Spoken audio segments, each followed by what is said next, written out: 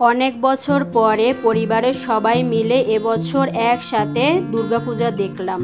দুর্গাপূজা উপলক্ষে আমরা কোথায় কোথায় পুজো দেখলাম, বাইরে কি কি খাওয়া দাওয়া করলাম, এগুলোই এই ভিডিওতে থাকবে।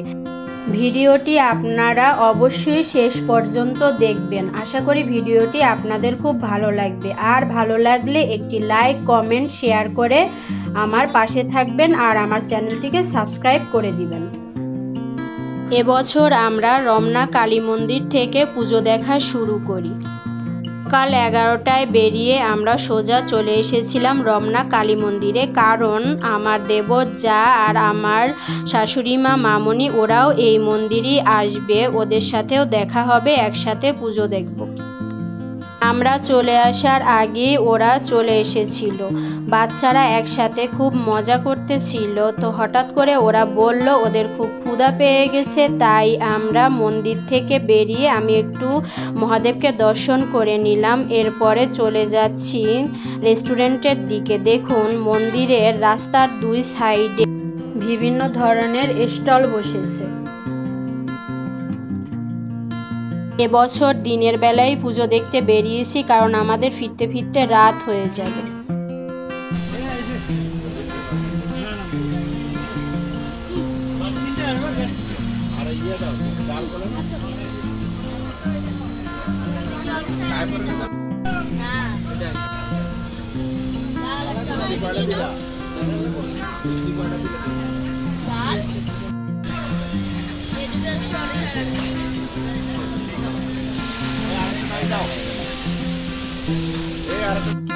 আমরা নিয়েছিলাম লুচি, ডাল আর সবজি। খাবারগুলো খুবই মজার ছিল, তবে সবজির থেকে ডালটা বেশি মজার ছিল। বাচ্চারাও খুব মজা করে খাচ্ছিল।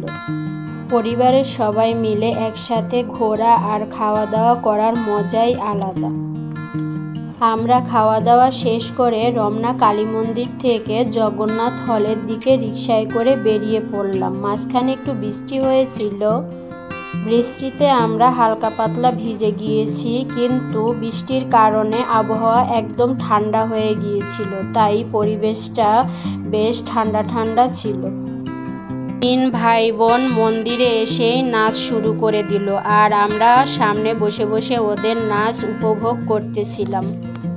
3 ভাই বোন খুব একটা ভালো নাচ পারে না, কিন্তু জগন্নাথ হলে আসলে ওরা যে কোনো অনুষ্ঠানে এখানে নাচ করে। ওদের নাকি এখানে নাচ করতে খুব ভালো লাগে।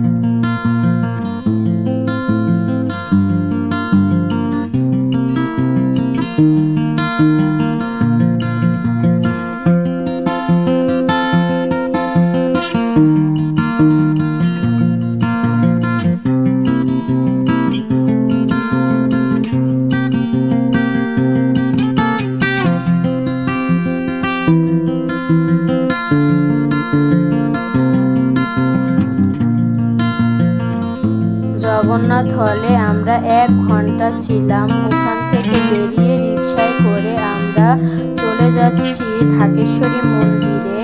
আর আমরা ঢাকেশ্বরী মন্দিরে যাচ্ছি প্রায় 2 বছর পরে। তো মন্দিরে চলে এসেছি, এখানের প্রতিমা দর্শন করে নিলাম। প্রতিমা খুবই সুন্দর হয়েছে। ঢাকেশ্বরী মন্দিরে দুর্গাপূজার সময় বেশ লোক সমাগম হয়, তো দিনের বেলা বলে একটু কম দেখা যাচ্ছে। রাতের বেলা এখানে লোক ধরে না, তাই আমরা দিনের বেলায় পুজো দেখা কমপ্লিট করে যাচ্ছি। বৃষ্টির কারণে ঢাকেশ্বরী মন্দিরে একটু লোকের ভিড় কম ছিল, তাই আমরাও একটু শান্তিতে পুজো দেখে নিলাম। হঠাৎ করে আমার শাশুড়ি মা বলল কিছু ঠাকুরের ছবি কিনতে। তারপরে তাকে কিছু ঠাকুরের ছবি কিনে দেয়া হলো। আর বাচ্চারা খেতে চেয়েছিল জুস, ওদেরকে ইস্পাহানি থেকে জুস কিনে দেয়া হলো। আর আমার দেবর আর হাজবেন্ড দুজনে মিলে খেলো ইস্পাহানি থেকে চা, আর বাচ্চাদের সাথে আমরাও জুস খেয়েছিলাম। ঢাকেশ্বরী মন্দিরের পুজো দেখা আমাদের শেষ, 3টা বেজে গেছে, কিন্তু আমাদের দুপুরে খাওয়া হয়নি। তাই আমরা মেট্রো রেলে করে কারণ বাজার যাচ্ছি, কাচ্চি খাই, কাচ্চি খাবো।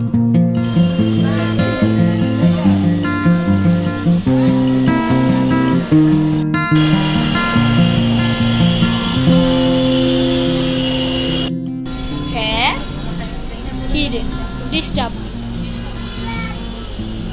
What the hell?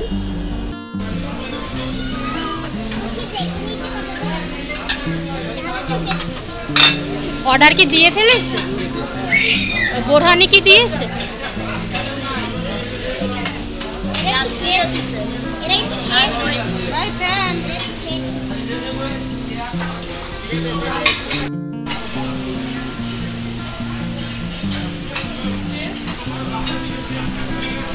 প্রথম কাচ্চি ভাইতে খাচ্ছি না, এটা তো কাচ্চি কি কাচ্চি ভাই আমরা খেয়েছি সুলতান।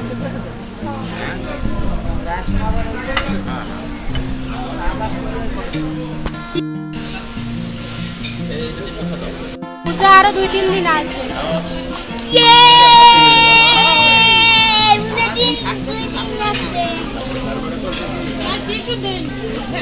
হ্যাঁ আরো টিস্যু দরকার।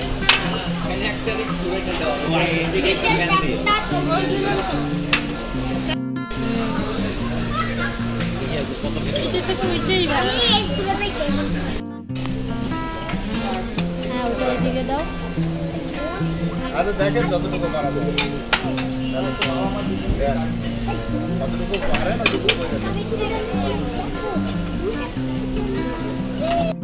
তাহলে আমার এই হোয়াটসঅ্যাপে পাঠান, আর আমি 100 টাকা আমরা এইটা হবে, এইটা তো ঠিক আছে।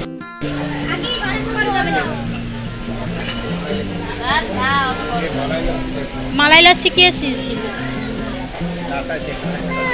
বাচ্চাদের জন্য।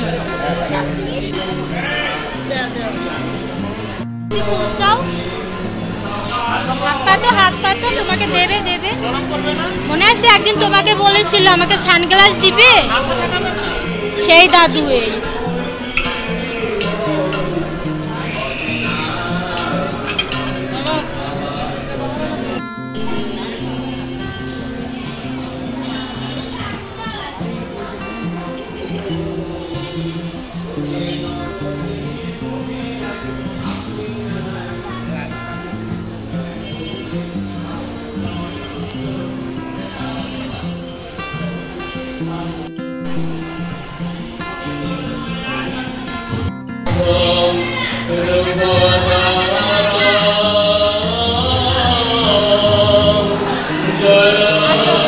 প্রণাম করে চলে এসো, প্রণাম করে চলে এসো। মা অনু দিদি কই? অনু কই?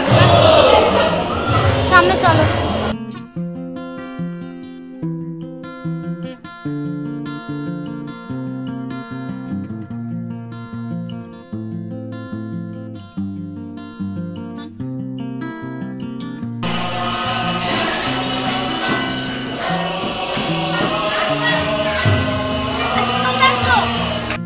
লোকনাথ মন্দিরের পুজো দেখা শেষ করে আমাদের শাঁখারীবাজার যাওয়ার কথা ছিল, কিন্তু আমার ডাক্তার দেখানোর টাইম ছিল রাত 8টা বাজে, সিরিয়াল দেয়া ছিল। তাই আমরা শাঁখারীবাজার যাওয়া ক্যান্সেল করে ডাক্তার দেখাতে যাচ্ছি। ডাক্তার দেখানো শেষ করে আমরা চলে গিয়েছিলাম খামারবাড়ি পুজো দেখতে। অনুয়ায়নের খুব মন খারাপ হয়ে গিয়েছিল, কারণ ওরা শাঁখারীবাজার পুজো দেখতে যেতে পারেনি আমার ডাক্তার দেখানোর জন্য। তাই ওদের মন ভালো করার জন্য এখানে নিয়ে আসি। সমাজই চাই যদি হিন্দু মুসলিম বৌদ্ধ খ্রিস্টান জাতি গোত্রভেদ নাহি রবে। সবাইকে আরেকবার ধন্যবাদ জানাই এবং এই যে আয়োজক কমিটি প্রতি বছর খামার বাড়িতে প্রতিমা খুব সুন্দর হয়, এবারও খুব সুন্দর হয়েছে। আমরা এখানে খুব একটা সময় ব্যয় করিনি, খুব তাড়াতাড়ি পুজো দেখা কমপ্লিট করে বেরিয়ে যাচ্ছি। বাচ্চারা এখানে গিয়েও বলছে কিছু খাবে, ক্ষুধা পেয়েছে, তাই ওদেরকে কিছু কিনে দেওয়া হবে। এখানে খাওয়া দাওয়া শেষ করে আমরা বাসায় চলে যাব।